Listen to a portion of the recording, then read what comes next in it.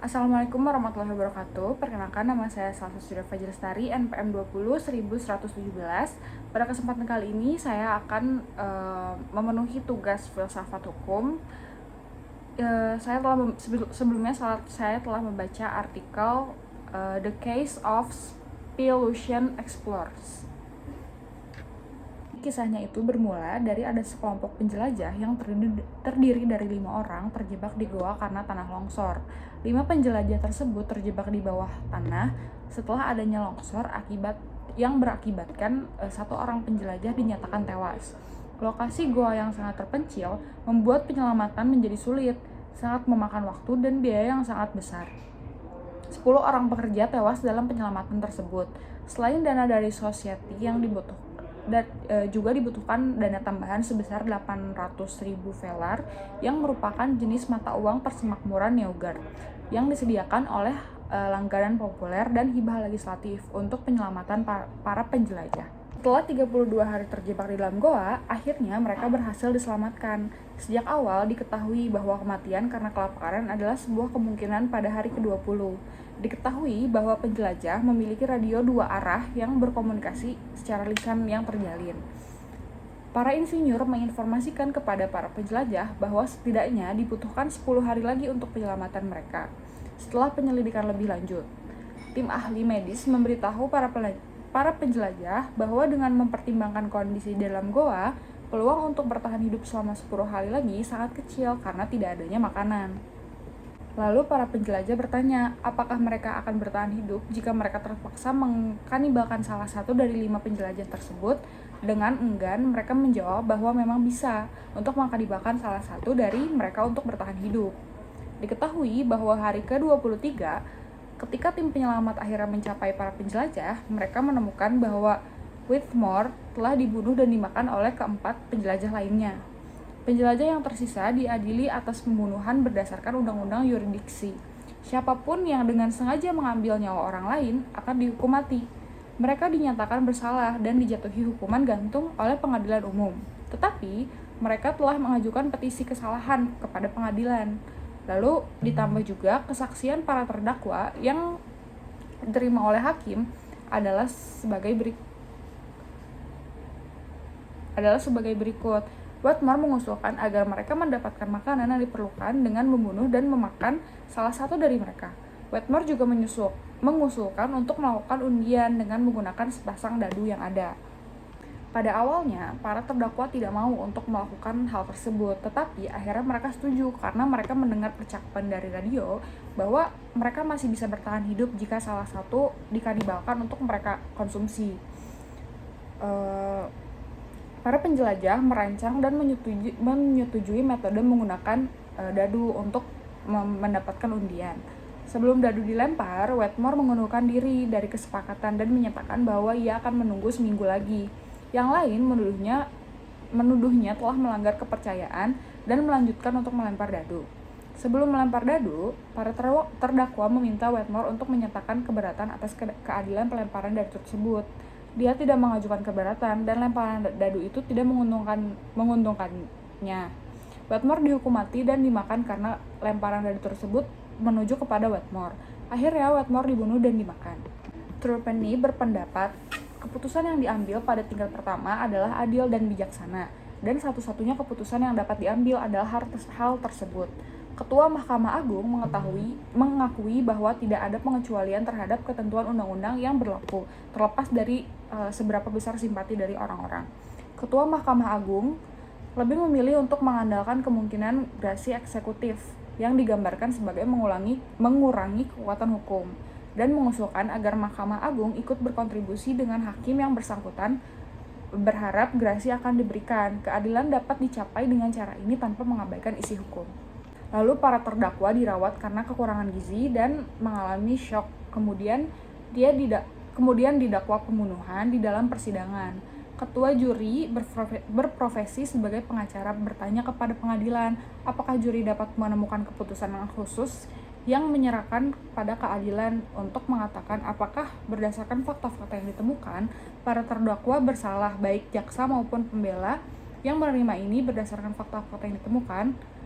Pengadilan memutuskan bahwa terdakwa bersalah atas pembunuhan dan penjatuhan hukuman gantung sebagaimana hukuman wajib setelah sidang para juri tersebut. Dalam komunikasi dengan hakim untuk meminta hukuman tersebut direnggangkan menjadi hukuman penjara selama 6 bulan. Hakim pengadilan juga melakukan hal yang sama kepada eksekutif dan hakim menunggu posisi Mahkamah Agung atas permohonan kesalahan tersebut sebelum membuat keputusan mengenai gerasi. Hakim juga menunjukkan bahwa tampaknya tidak ada dukungan publik dan untuk saran Ketua Mahkamah Agung untuk menegakkan keputusan. Hakim menolak dan menegaskan bahwa dia tidak akan berpartisipasi dalam kasus ini. Mahkamah Agung dengan suara yang terbagi rata mengukuhkan putusan tersebut, tidak memberikan rincian lebih lanjut mengenai hasilnya yang diterima. Lalu selanjutnya ada beberapa pendapat yang akan saya simpulkan. Pendapat dari Chief Justice, awalnya Trupeni adalah ketua hakim di Mahkamah Agung yang mengadili banding. Setelah mendengarkan dan merangkum fakta, Trupeni merekomendasikan agar hukum diterapkan secara cermat dan tepat sasaran.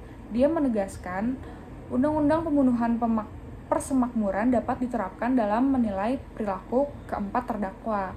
Mengenai prinsip pemisahan antara eksekutif dan yudikatif, ia mengatakan bahwa lembaga eksekutif bebas untuk memberikan gerasi tanpa mengurangi ketentuan hukum persemakmuran.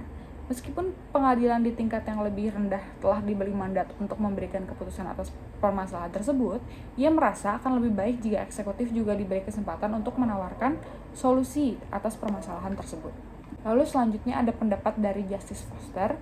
Ia percaya bahwa ada sesuatu yang lebih besar yang harus diadili dalam kasus ini daripada nasib para penjelajah yang malang ini. Jika pengadilan mengatakan bahwa menurut undang-undang kita, orang-orang tersebut telah melakukan kejahatan, maka hukum kita sendiri dinyatakan bersalah dalam mengadili akal sehat. Tidak peduli apa yang akan terjadi pada individu yang terlibat pada permohonan kesalahan ini. Bagi kami, pernyataan tersebut undang-undang kami junjung dan uraikan memaksa kami mengambil kesimpulan yang membuat kami malu, dan kesimpulan tersebut hanya kami hindari dengan mengajukan dispensasi berdasarkan keinginan pribadi eksekutif. Hal tersebut merupakan sebuah pengakuan bahwa hukum persemakmuran ini tidak lagi berpura-pura untuk menegakkan keadilan. Lalu, keadilan Foster dalam menentukan pendapat bahwa hukuman tersebut harus dibatalkan, Hakim Foster menyampaikan 2 poin utama. Pertama, para terdakwa berada dalam keadaan alami pada saat pembunuhan, sehingga hukum alam berlaku terhadap mereka. Hukum alam diperbolehkan untuk setuju mengorbankan 1 orang demi kelangsungan hidup 4 orang yang lainnya. Kedua, dengan asumsi hukum Neugaard memang berlaku, tujuan undang-undang tersebut harus dipertimbangkan ketika menerapkannya pada fakta kasus. Hakim Foster menganggap tujuan utamanya adalah pencegahan dan menyimpulkan bahwa hukuman yang melibatkan pembelaan diri tidak akan memenuhi tujuan undang-undang. Begitu pula hukuman pada kasus ini. Hakim melawan potensi kekhawatiran aktivisme peradilan dengan menyatakan bahwa meskipun hakim harus mematuhi kehendak pembuat undang-undang, mereka harus melakukannya dengan cerdas. Dia menganalogikannya dengan para pelayan yang perlu membaca yang tersirat dari instruksi majikan mereka.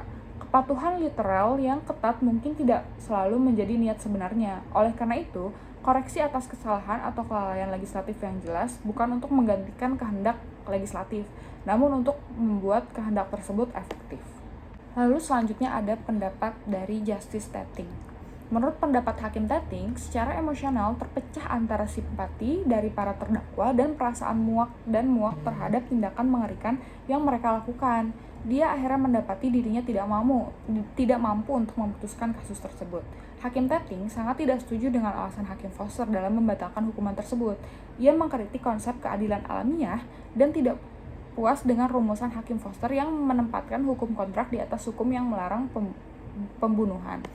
Ia juga mencatat sulitnya menerapkan pendekatan pervasif terhadap undang-undang pidana yang memiliki banyak tujuan, termasuk retribusi dan rehabilitasi.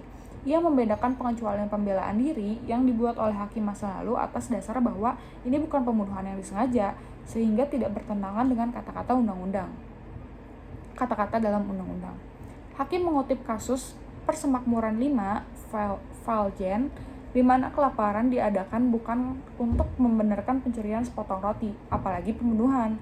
Keberatan gabungan ini membuat Hakim Tating menolak alasan Hakim Foster sebagai tidak masuk akal secara intelektual dan mendekati rasionalisasi belaka.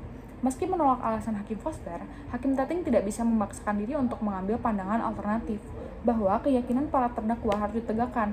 Ia menyatakan bahwa hampir setiap pertimbangan yang menentukan keputusan suatu kasus harus diimbangi dengan pertimbangan berlawanan yang mengarah ke arah yang berlawanan. Diakhiri dengan kritik terhadap jaksa karena memutuskan untuk mendahulukan penuntutan. Hakim membuat keputusan yang belum terjadi sebelumnya, yaitu menarik diri dari kasus tersebut.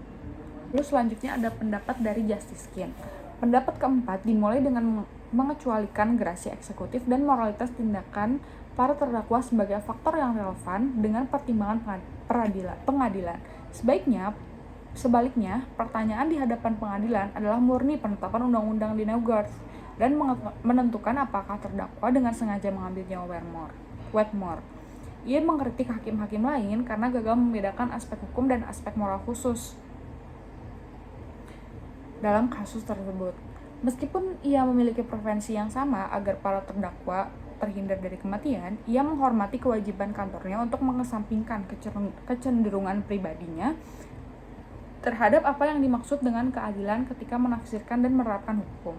Justice Skin sangat menentang pendekatan bertujuan Hakim Foster yang membiarkan kata-kata sederhana dalam undang-undang tersebut diabaikan.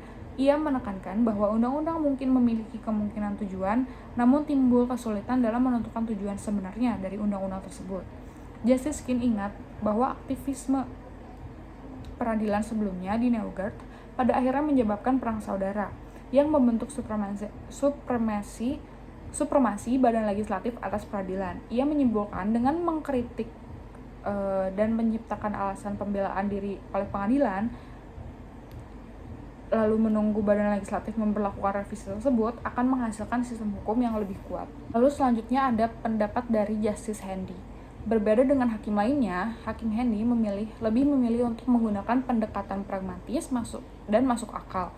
Dibandingkan teori hukum abstrak, untuk menyelesaikan kasus tersebut, ia mengkritik penutup legalisme rekan-rekannya ketika kasus tersebut hanya memerlukan penerapan kebijaksanaan praktis dan realitas manusia. Ia menekankan perlunya pengadilan untuk menjaga kepercayaan publik yang mengharuskan mereka mengikuti 90% dari mayoritas dalam mendukung penetapan hukum biasa atau membebaskan para terdakwa. Ia siap menggunakan doktrin pendekatan purposif Hakim Foster sebagai dasar pemikiran hukumnya. Justice Handy mencatat bahwa selain Justice Tating yang ambivalen, hakim-hakim lain memiliki pendapat mayoritas yang sama.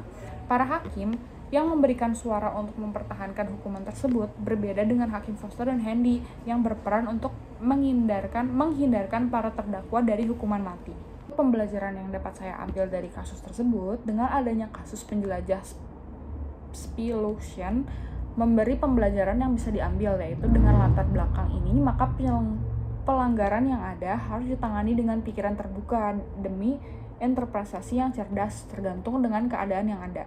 Seperti yang dinyatakan oleh Foster, akal sehat yang dipadukan dengan keputusan yang dibenarkan harus berjalan seiring ketika membuat keputusan seperti ini. Keadaan seputar kasus penjelajah tersebut memerlukan tindakan putus asa. Selain itu, mereka juga membentuk hukum mereka sendiri untuk mengontrol hidup berkendampingan dengan fakta bahwa mereka mengadakan perjanjian kontrak mengesampingkan segala konspirasi untuk melakukan kejahatan. Keputusan untuk menggunakan dadu menjamin keadilan dan masing-masing dari 5 orang tersebut bisa saja menjadi korban. Mungkin sekian yang bisa saya sampaikan pada kesempatan kali ini. Semoga apa yang saya sampaikan juga dapat menjadi pembelajaran untuk yang lainnya. Wassalamualaikum warahmatullahi wabarakatuh.